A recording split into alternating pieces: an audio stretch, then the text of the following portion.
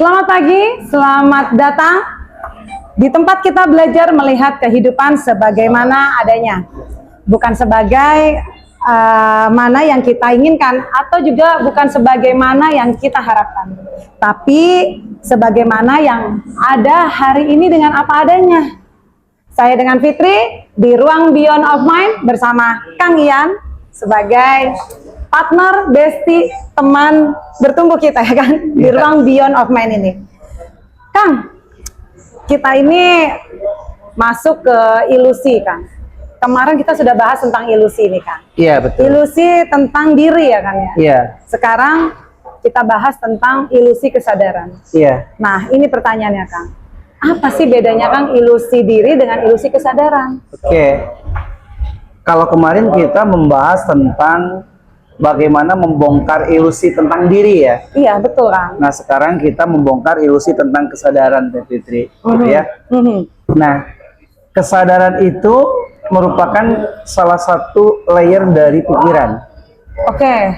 Salah satu layer dari batin. Batin ya. Gitu ya. Kalau saya menyebutnya batin itu adalah pikiran. Oke, batin itu adalah pikiran. Betul.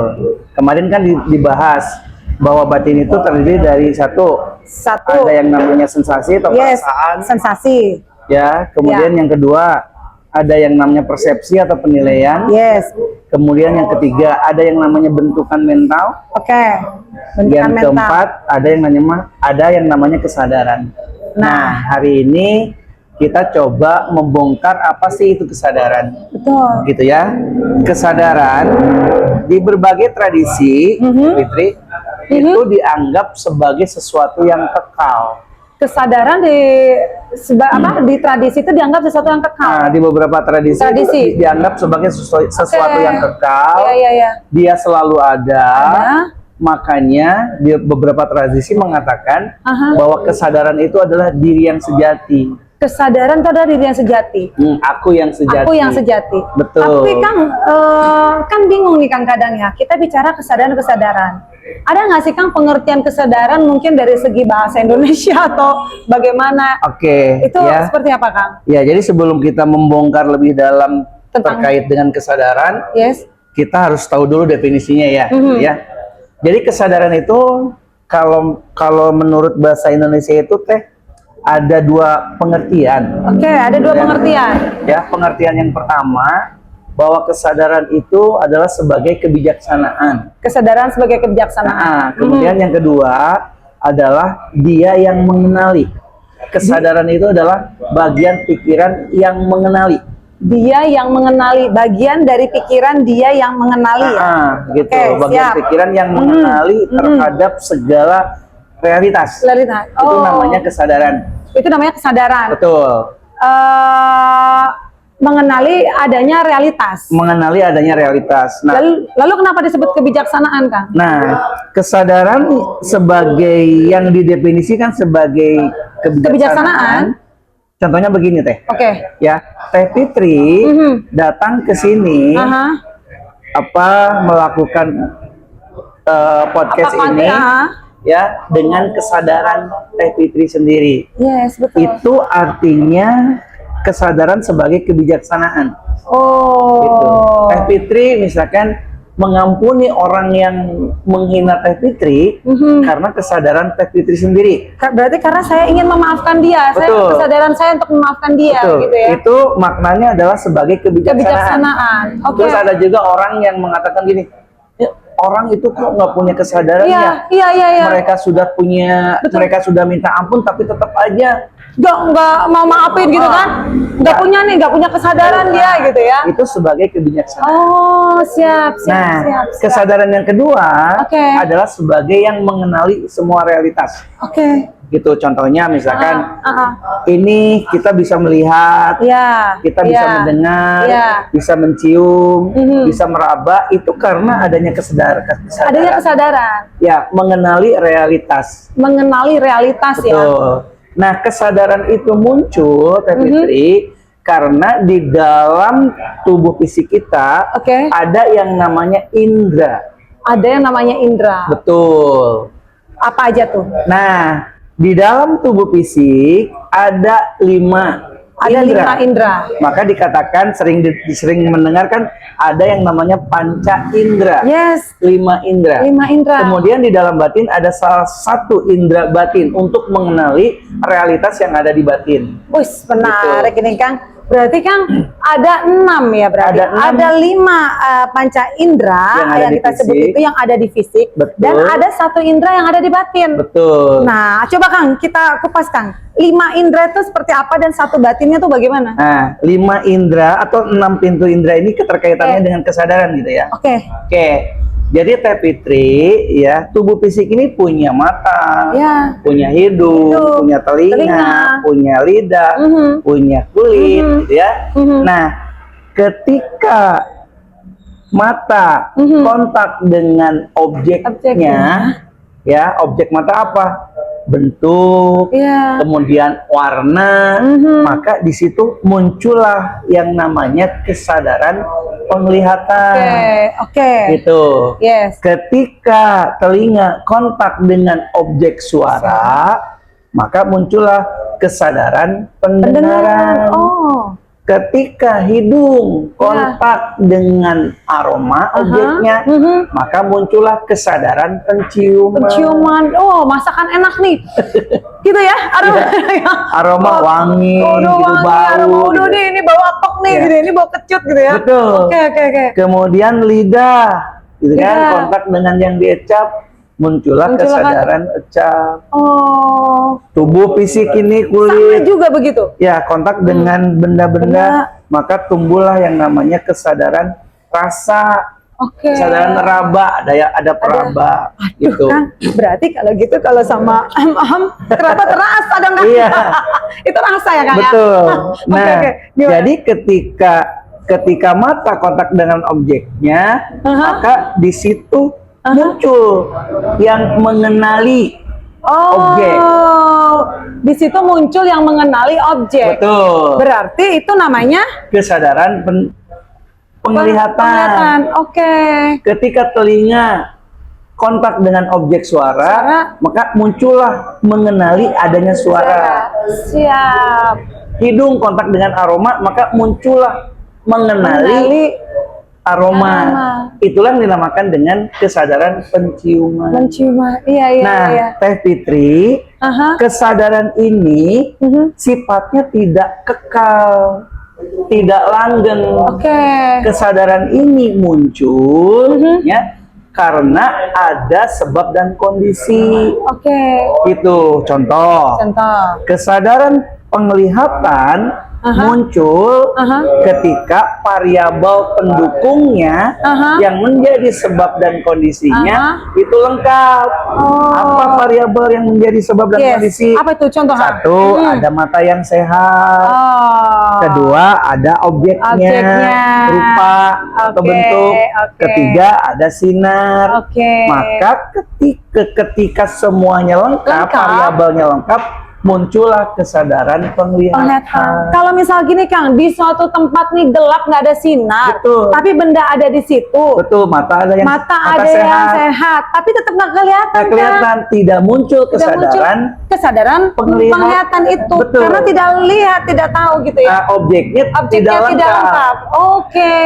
Faktor yang menjadi sebab dan kondisinya tidak lengkap. Maka dikatakanlah bahwa kesadaran itu terkondisi dan sifatnya juga sementara.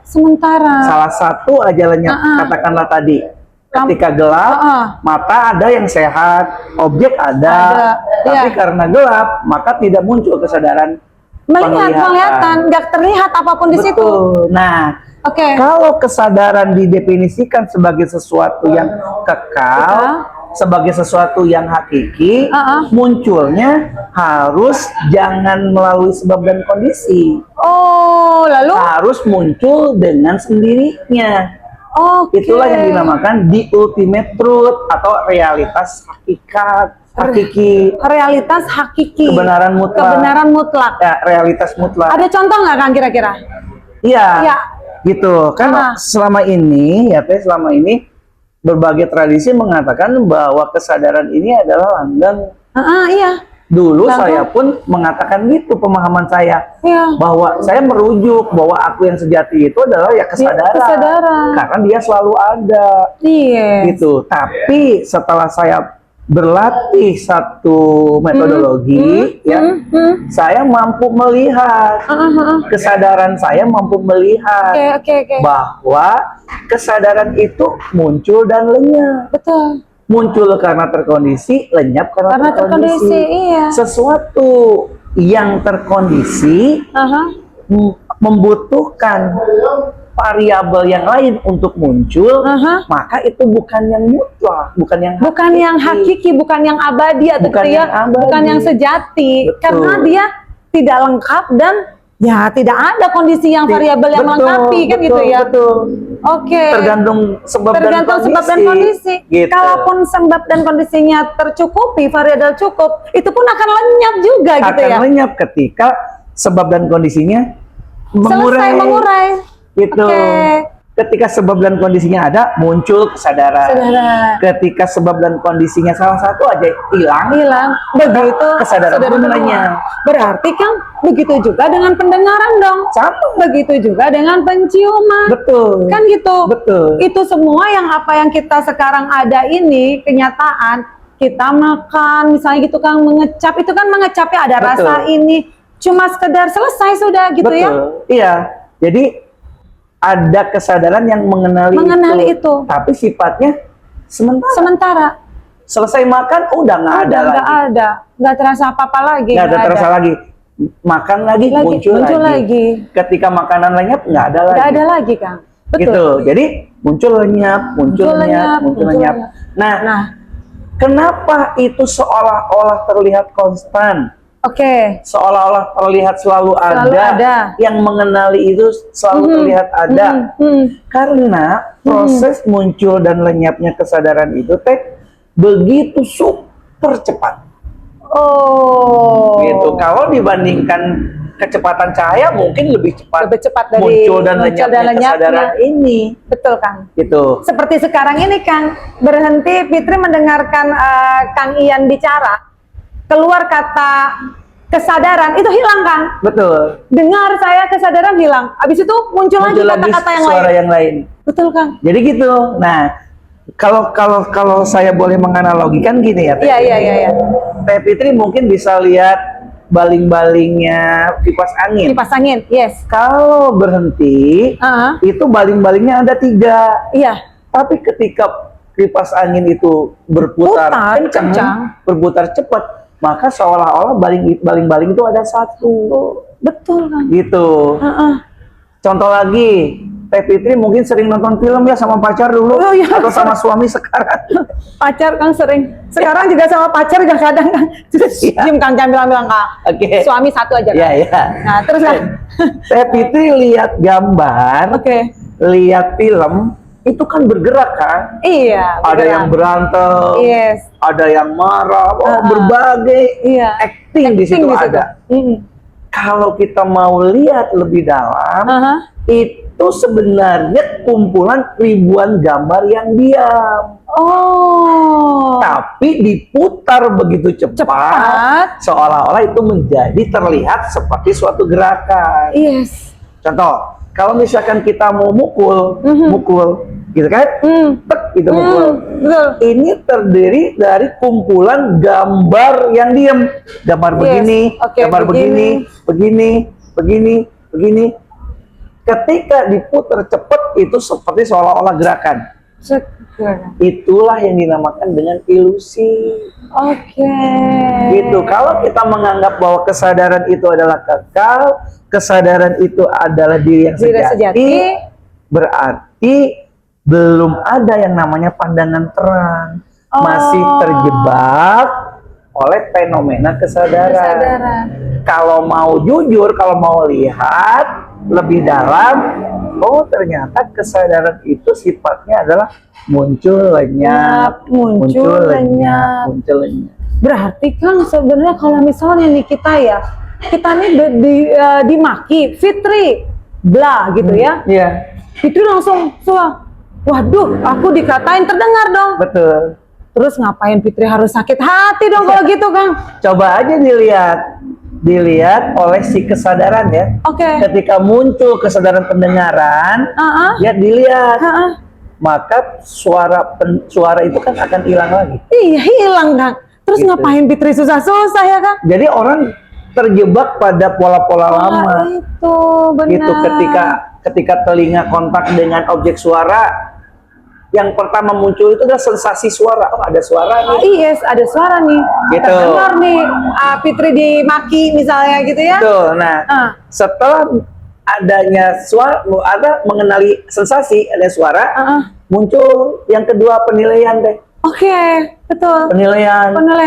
Oh, ini apa memaki-maki saya? Aduh. Gitu. Sebentar Kang, saya potong. Penilaian itu berarti sudah ada muncul di dalam sini dong, Kang? Iya, jadi pertama kali muncul itu ada sensasinya, perasaan. Perasaan itu. Sensasi tentang suara. Dengan begitu cepatnya sensasi itu langsung masuk ke layer yang kedua. Penilaian. Penilaian langsung mengatakan, oh itu orang maki-maki saya.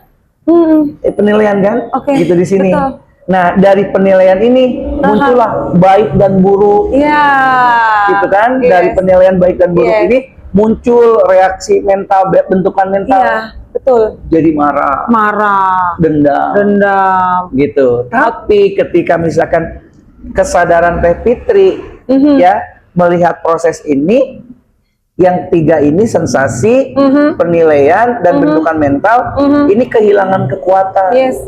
Akhirnya menjadi melemah dan hilang. Gitu. Nah, ketika kesadaran tidak mampu stabil tidak mampu melihat proses ini dengan tenang seimbang, maka terjadi reaksi mental, ya bentukan mental diikuti oleh reaksi mental, diikuti juga oleh reaksi verbal, diikuti juga oleh reaksi fisik. Kalau sudah masuk ke reaksi, walaupun itu masih di mental, jadi dendam, jadi marah, itu sudah menciptakan yang namanya kekotoran. Itu kekotoran batin. Berarti itu apa itu yang sering disebut namanya luka, Kang? Iya, luka. Itu menjadikan luka batin. Contoh, Teh Fitri mungkin bisa lihat ada orang yang tadinya bencinya biasa-biasa, tapi karena ini sensasi muncul, penilaian muncul, reaksi muncul, terus diulang-ulang, maka ini mengendap, kebencian ini terus mengendap, akhirnya menjadi dendam yang tidak bisa dihapus karena dia terlalu sering gitu. Akhirnya menjadi bermultiple, numpuk. Padahal yang terjadi pada saat itu biasa saja. Karena ini ada gumpalan ini yang lalu-lalu itu dia tumpuk terus. Itu menjadi yang biasa itu menjadi besar gitu ya. Menjadi besar karena mengendap terus, menjadi endapan. Paham. Gitu. Tapi ketika ada sensasi, ada fisik dulu, kontak dengan objek yang indera, ada sensasi, ada penilaian, ada bentuk mental, dan kesadaran cuma melihat dengan tenang seimbang proses ini, maka ini hanya sekedar numpang lewat, menguap dia, tidak menjadi kekotoran batin, tidak menumpuk itu ya, Kak? Tidak menumpuk. Gitu. Itu kalau kita bisa ngatasinnya seperti itu. Betul. Makanya, tapi kan banyak Kang yang nggak bisa, Kang. Nah, makanya kan orang-orang yang tercerahkan itu sangat sedikit. Oh iya benar, Kang. Orang-orang tercerahkan. Lebih banyak ributnya, Kang, di luar, Kang. Betul. Contoh aja nih, Kang. Fitri naik kendaraan nih ya, Kang ya. Padat kan kendaraannya. Penuh gitu ya. Tintan, lampu merah ini kok nggak sabar semuanya. Betul, gitu ya. Betul. Coba seandainya dia mau anteng budaya antri dan dia tenang gitu ya, mungkin akan lancar. Betul. Bisa jadi Kang, ini masuk nih Kang jawaban nih Kang. Dia tidak tenang. Karena ada reaksi. Muncul bentukan mental, kebencian terhadap macet. Kebencian terhadap macet itu muncul dari penilaian kan. Betul. Penilaian itu muncul dari sensasi. Lihat macet kan muncul sensasi sumpah. Nah, ketika ada reaksi benci terhadap macet, kemacetan itu, apalagi diikuti dengan reaksi fisik Yes. dan reaksi verbal misalkan, itu sudah bermultiple menjadi kekotoran batin. Bener Kang, banyak disalip dikit dikesenggol marah langsung Kang. Langsung begini. Iya. Wah. Nah, saya kan pernah masuk ke dalam latihan ya. Oke. Iya Kang. Masuk mengamati yang namanya yang kata orang dikatakan itu sebagai penderitaan. Gimana itu tuh? Diarahkan, ditugaskan oleh guru itu untuk meditasi, ya. Yes.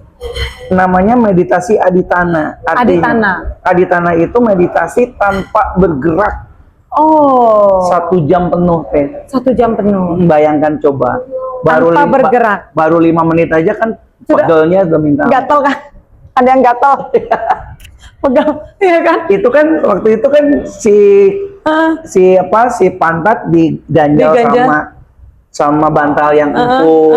Kemudian paha juga diganjel gitu kan biar nggak pegel. Itu sudah masuk ke puncaknya sakit, ya. Bantal yang tadinya empuk itu terasa seperti batu karang yang keras. Karena tidak bergerak kaku gitu ya Kang ya? Diam. Nah, sebelum memahami bahwa harus lihat dengan tenang seimbang, proses itu ada reaksi kebencian. Kapan nih berakhir? Berakhir, iya. Akhirnya aduh, lama banget. Akhirnya apa? 1 menit terasa 1 jam. Iya. 1 menit terasa penyiksaan yang luar biasa.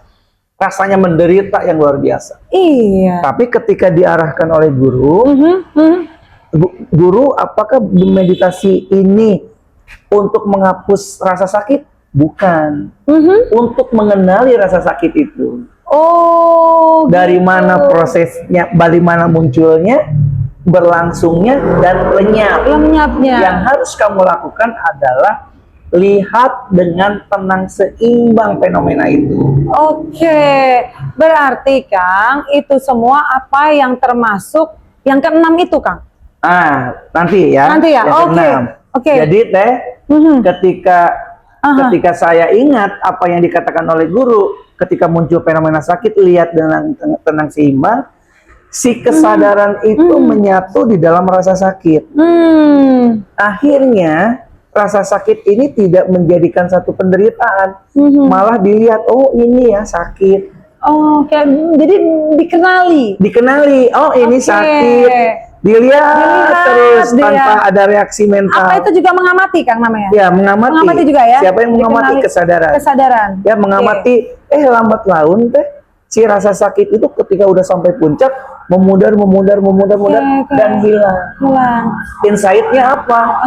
Insight-nya adalah setiap fenomena yang muncul sifatnya sementara. Oh, setiap fenomena yang muncul itu hanya sifatnya sementara. Nah, kalau tadi Teteh mencontohkan ada orang yang menghina, itu kan fenomena suaranya sementara. Betul. Bentukan mental pun sementara. Kalau mau dilihat dengan tenang seimbang, dia nanti akan hadir, berlangsung, lenyap. Iya, Kang. Gitu. Oke. Berarti kayak gini, Kang. Pernah ngerasa itu tuh gatal. Gatal di punggung nih, di tengah kan nggak bisa nih, nggak nyampe. Betul. Minta tolong nggak ada. Kan gitu ya, Kang ya. Ya udah, diam aja gini, Kang. Lama-lama diam, Kang. Amati. Iya, mengamati. Akan memudar. Oh, seperti itu ya. Ketika sebab dan kondisinya memudar, maka fenomena itu pun akan memudar dengan sendirinya. Inilah yang dinamakan dengan proses hukum alam. Oke. Tapi kok dia bisa hilang ya, Kang? Gitu. Memang hilang dia ya sebenarnya. Ya, karena kan sebab dan kondisinya memudar. Memudar ya. Gitu. Nanti kita berbicara di akhir tentang kekosongan. Oke. Itu nanti Kang, di episode selanjutnya ya. Sekarang kita balik lagi ke kesadaran. Gitu ya. Kenapa kesadaran itu dikatakan sifatnya sementara, muncul dan lenyap? Contoh gini Teh Fitri dari tadi, dari awal kita podcast, gitu ya, Teh Fitri mendengarkan suara saya kan? Iya. Gitu. Iya. Seolah-olah ada kesadaran pendengaran yang melihat itu terus. Yes. Ya, mendengarkan itu terus. Padahal suara itu berganti-ganti. Dan kesadaran pun berganti-ganti. Contoh, ketika saya berbicara A, maka pada saat itu juga muncul kesadaran pendengaran tentang bunyi A. Ketika saya ngomong B, maka kesadaran pendengaran tentang bunyi A lenyap. Muncul kesadaran yang baru tentang bunyi B. Ketika saya ngomong C, kesadaran pendengaran tentang bunyi B itu lenyap. Muncul kesadaran baru tentang bunyi C. Begitu seterusnya.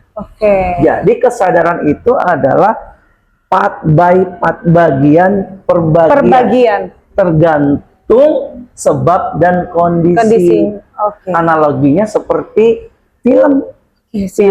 Ketika satu gerakan itu terdiri dari ribuan gambar yang diam.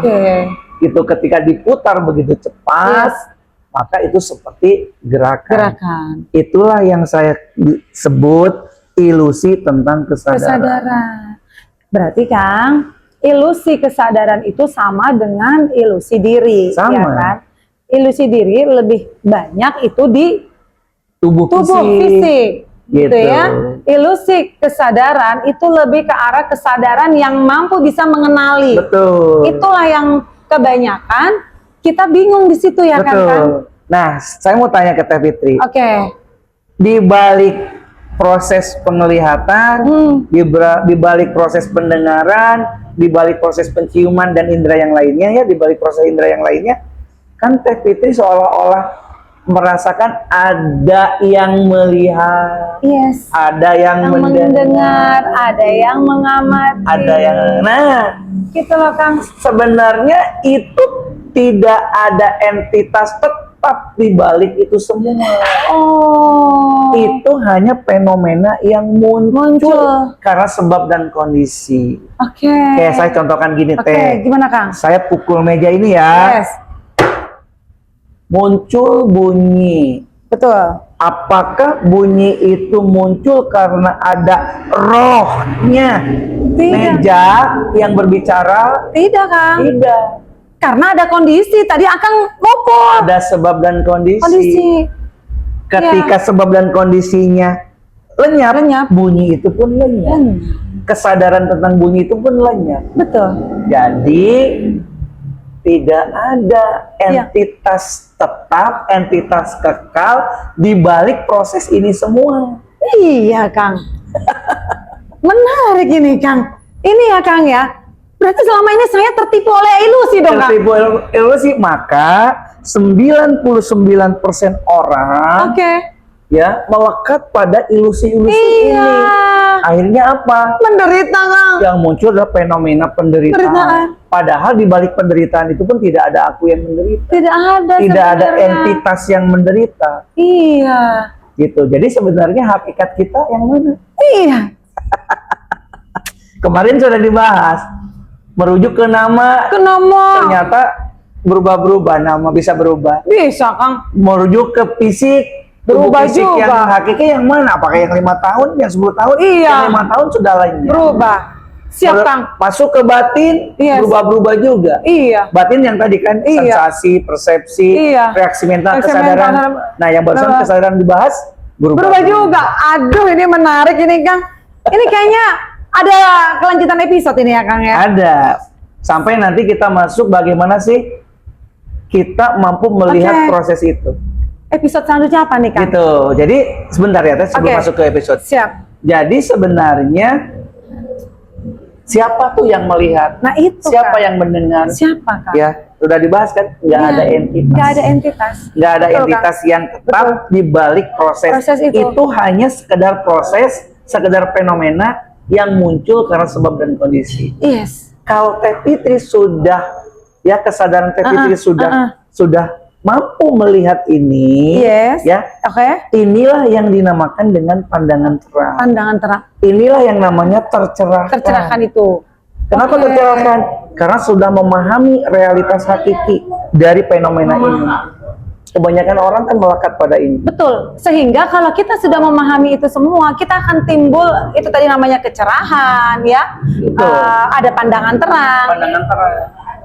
Itu akhirnya akan membuat diri kita menjadi lebih tenang, Kang. mengalir mengalir adanya. apa adanya. Jadi melihat segala sesuatu itu bukan sebagaimana seharusnya. Yes. Melihat segala sesuatu itu sebagaimana adanya. Jadi beyond of mind. Keren Kang, keren. melampaui pikiran. Tapi ketika masih dibelenggu oleh pikiran, tidak melihat realitas sebagaimana adanya. Iya. Tapi melihat realitas sebagaimana seharusnya. Iya. Sebagaimana seharusnya teh kudu kieu, seharusnya teh harus begini, seharusnya dia itu jangan memaki saya Kang. Betul. Seharusnya begini Kang. Betul. Maka itulah yang dinamakan. Itulah kenapa kita hadir Teh Pipi. Kenapa kita hadir? Untuk memberikan pemahaman ini kepada banyak orang. Siap Kang. Ya mudah-mudahan ini insight ini bisa diterima dan banyak orang yang tercerahkan. Dan terbebas dari penderitaan. Wah, ini perlu Kang. Yeah. Ini banyak sekali ya Kang ya di luar sana yang membutuhkan ini Kang. Betul. Kadang tidak memahami ketika dia gelisah, galau, ini ada apa dengan diri saya. Betul. Ternyata itu semua sebenarnya adalah ilusi.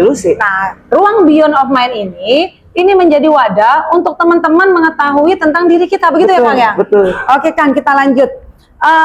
Kita lanjut untuk episode berikut apa nih Kang? Kita yang untuk kesadaran ini cukup nih Kang? Ya. Kayaknya kita episode selanjutnya ya Kang ya? Nanti kita bahas nothing is mind ya? Nothing is mind ya Kang ya? Nothing is mind. Jadi, atau ini Kang, the observer is also observer. Betul kan barusan kita membahas tentang kesadaran ya? Yes. Nah ternyata kesadaran itu pun ada yang menyadari. Jadi the observer is also observed. Jadi si pengamat itu pun juga menjadi objek yang diamati. Menarik Kang. Gitu. Episode selanjutnya. Boleh, siap. Oke, sahabat Beyond of Mind, itu tadi ternyata kita ini selama ini terjadi kegelisahan, kegalauan, itu sebuah ilusi teman-teman ya, sahabat-sahabat Besti. Kita akan kembali di episode selanjutnya. Selamat pagi dan selalulah menjadi tempat atau kehidupan yang seadanya saja. Oke, see you Kang Yan. Thank you.